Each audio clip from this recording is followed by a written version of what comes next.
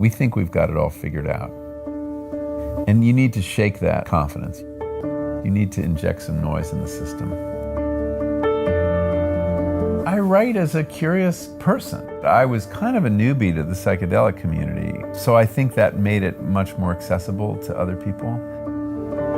I was a very reluctant psychonaut. I had 6 guided journeys, 2 ayahuasca circles, 1 LSD, 1 psilocybin, 1 5-MeO-DMT. The night before every one of these experiences was sleepless. The cautionary voice was my ego, trying to protect itself against an assault. It's a kind of death, and you fight it. If you've been properly prepared, you're going to surrender to it. As a writer, I really like to bring a variety of different lenses to a topic. If you combine science with personal experience, with history, then you begin to get a whole picture. Something's going on. The culture's ready to have this conversation. I do see these medicines as addressing some of the big problems we face as a society. The environmental crisis, which flows from our disconnection from nature, and tribalism, which flows from our disconnection from people unlike ourselves. I do think that psychedelics can teach us important things about death. Am I less frightened of death? Perhaps. Perhaps I am.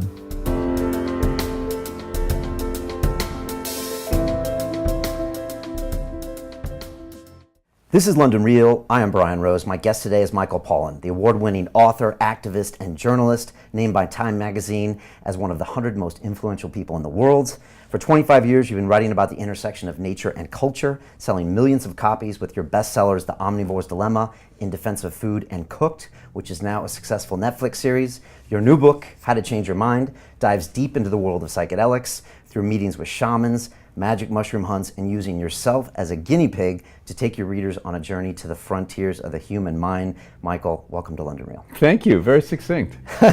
It's a pleasure having you here. You described yourself as a materialist kind of before this book started. You've also spent a lot of your life studying plants in many different ways, and you had some new relationships with plants, you know, when you were in your backyard for that non-guided experience. And I've had some amazing relationships with plants.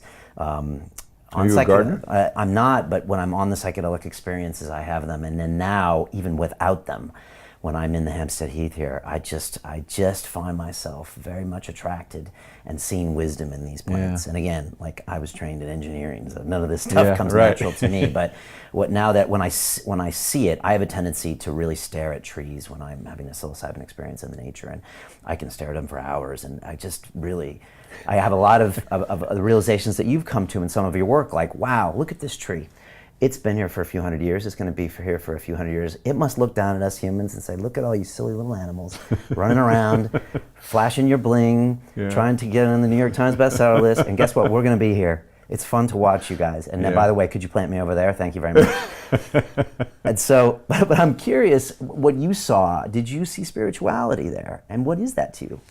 Well, we have to talk about the definition of spirituality, but I had a very profound experience with plants in my garden on this psilocybin trip.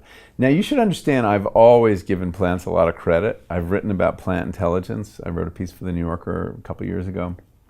And in Botany of Desire, my third book, I wrote about the reciprocal relationship we have with plants, that we think we're working on them and they're doing what we want, you know, when we mow the lawn or whatever.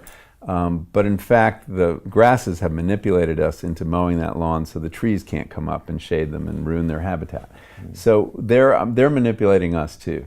They have, not intentionally, this is just evolution, this is how evolution, this is coevolution, that they use us, we use them. That's how coevolution works. We're not aware of how we're used. In the same way, the bee, the honeybee, is not aware when it's breaking into the flower on the apple tree and stealing the nectar, that in fact it's been manipulated to do exactly that, and without its knowledge it's carrying pollen on its legs and taking it to some other flower.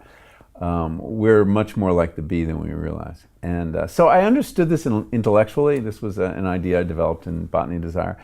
But man, I felt it for the first time, that these plants in my garden were regarding me in some sense. They don't have eyes or anything, but they were just like, their presence, the sense that they did have, that I wasn't the only subject You know, normally we think we're the only subject, everything else is an object. No, they were subjects too.